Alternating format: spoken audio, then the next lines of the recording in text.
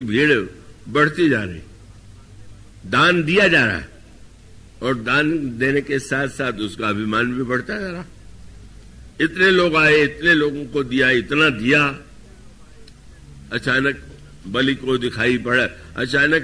दिखाई पड़ा एक नन्हा सा किशोर, बड़ा सुंदर है, बड़ा तेजस्वी है, हाथ में कमंडल है और मृग चर्म लिए हुए है, यज्ञशाला में आ गया। सब आश्चर्यचकित होकर के सोचने लगे यह कौन है इतना तेजो में। और बलि भी प्रभावित हुआ और बलि ने कहा, ब्रह्मचारी आप जैसे तेजस्वी के आगमन से मैं धन्य हो गया, आज्ञा दीजिए आप क्या चाहते हैं। बड़ी संकेत भरी कथा। भगवान ने कहा कि बस केवल मुझे तो 3 पग भूमि चाहिए। अरे हंसने लगा। आपके तेजस्वी मुखमंडल को देख करके तो लगा था कि आप बड़े ज्ञानवान भी होंगे, पर मुझ जैसे दानी के पास आकर के आप 3 पग भूमि मांग रहे, क्या आपको मांगना भी नहीं आता। भगवान ने तुरंत कहा, भाई मैं संतोषी ब्राह्मण हूं, मुझे उतना ही दे दो, मुझे बहुत नहीं चाहिए। भगवान के व्यंग को नहीं समझ पाया वो। उसने पग का अर्थ वह ले लिया जो था नहीं। एक तो आपके चरण में यह वो भी पग है, पर भगवान ने 3 पग क्यों मांगा।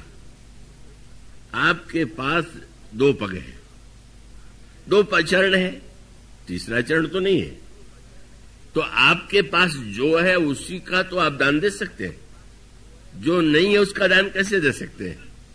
मानो आप जो दान देते हैं वो तो 2 ही वस्तुओं का देते हैं, या तो पैसे का देंगे या भोग की सामग्री का देंगे, यही 2 पग है। भगवान कहते हैं मुझे तो 3 पग चाहिए। और अभिमान में भर करके बलि ने कहा, तो महाराज फिर नाप लीजिए। और जब भगवान बढ़ने लगे तो बढ़ते हुए वो जो बलि का इतना बड़ा दान था, वो भगवान ने सारे ब्रह्मांड को 2 पग में नाप लिया और कहा कि तुमने 3 पग देने के लिए कहा था, तीसरा दो। अब वो दैत्य तो बिगड़ खड़े हुए, ये तो बड़ा ठग है, इतना छोटा सा बन के आया और इतना बड़ा बन करके नाप रहा है। लेकिन बलि के अंतःकरण में जहां दैत्य स्वभाव था, वहीं पर अपने जो उनके पिता के पिता बलि हैं, प्रहलाद हैं, उनका संस्कार था। बलि पहचान भी चुका था। बलि ने कहा कि महाराज जी मैं कहां से दूं। भगवान ने तुरंत बलि को बांध दिया। आश्चर्यचकित हो गए। दान देने के बाद बंधन, जिसने सारा ब्रह्मांड दे दिया, यही भगवान का व्यवहार है कि बेचारे को लिया और बांध दिया। पर भगवान यह बताना चाहते थे कि सारे ब्रह्मांड का दान देने के बाद भी आप बंधन मुक्त नहीं होंगे। कब होंगे। अंत में प्रहलाद भी इस दृश्य को देखने आ गए। प्रहलाद को देख करके भगवान तो थोड़ा संकोच में गड़ गए कि प्रहलाद कहीं ये न सोचते हो कि मेरी भक्ति का फल यही है कि आपने मेरे पौत्र को इस तरह से दान के बदले में बांध दिया। पर प्रभु ने देखा तो प्रहलाद तो परम प्रसन्न था। आश्चर्य हुआ।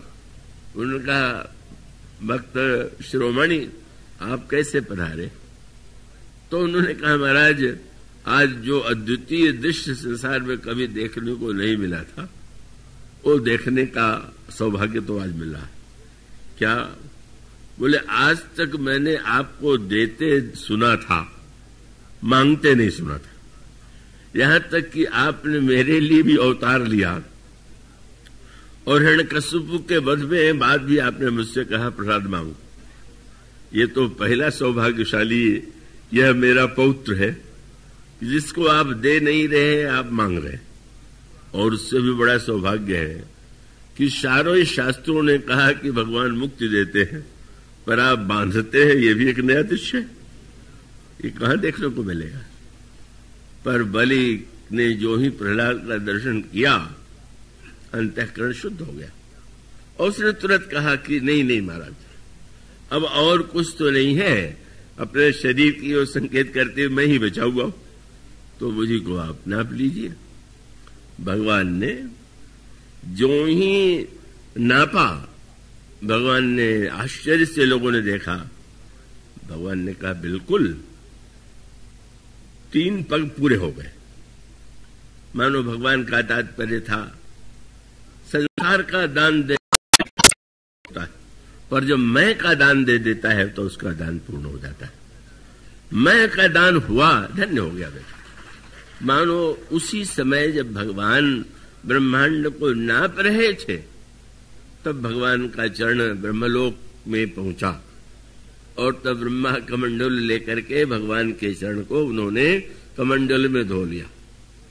किसी ने पूछा ब्रह्मा से, भगवान के चरण तो चाहे जब आप धो सकते थे, आज कोई विशेष बात है क्या? मेरे अभिमान को नाप लिया। उन्होंने नहीं कहा कि बलि का अभिमान नाप लिया। क्या बोले? आज तक मैं समझता था कि जिस संसार को मैंने बनाया है, तो इससे बढ़कर के अवसर कोई नहीं हो सकता है। और कमंडल के जल से जब चरण धोया तो पहले गंगा जो है, जो जल उस समय कब आया वही गंगा। मानो भक्ति का सर्वोत्तम उदय कब होता है?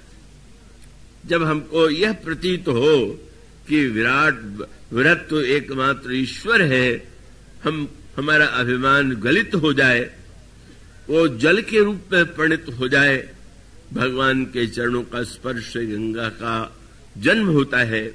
उसका अभिप्राय है भक्ति का उदय तब होगा जब हम भगवान की उस महिमा का, उस विलक्षणता का अनुभव करें और अपनी भावना के जल के द्वारा अपने विचार के कमंडलों में का वह जल रख ले, तो आपके जीवन में गंगा से लाई गई गंगा का जल तो पवित्र है ही, पर ये जल जो है वह गंगा का दिव्यतम रूप। इसलिए गंगा का उद्गम जब है तो भगवान के चरणों से।